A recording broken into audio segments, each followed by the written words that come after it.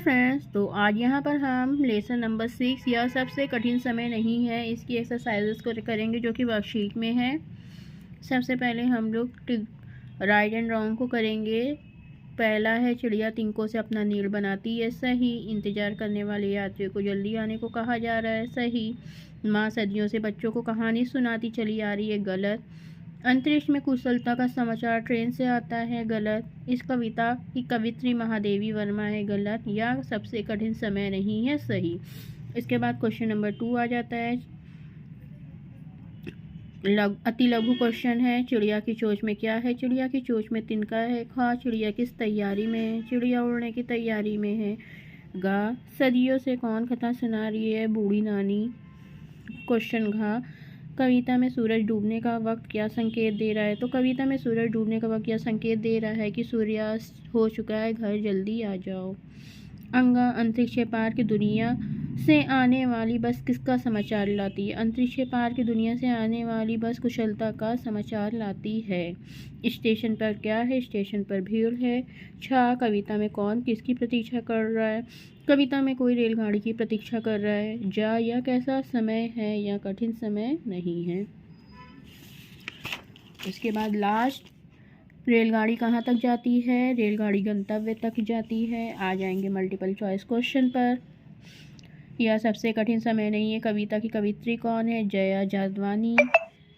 एक हाथ किससे थामने को बैठा है? झड़ती हुई पत्तियों को। गंतव्य शब्द है देशज। घा, बूढ़ी नानी कथा का आखिरी हिस्सा कब से सुना रही है? सदियों से। अंगा, किसके डूबने का वक्त हो गया है? सूरज के।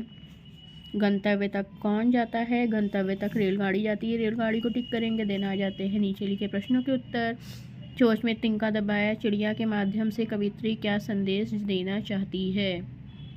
तो आंसर होगा, चोंच में तिनका दबाए चिड़िया के माध्यम से कवित्री यह कहना चाहती है कि हे मानव, अभी व्यतीत हो रहा समय कठिन नहीं है क्योंकि अभी तक चिड़ियों की चोंच में तिनका दबा हुआ है। इसी सहायता को प्राप्त कर वह उड़ने के पूर्ण रूप से तैयार है।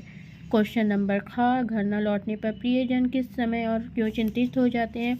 सूर्यास्त के समय घर न लौटने पर प्रियजन चिंतित हो जाते हैं। वे इसलिए चिंतित होते हैं कि सूर्य डूबने के बाद रात हो जाती है। रात में बाहर रहना उनके अनुसार सुरक्षा की दृष्टिकोण से उचित नहीं होता।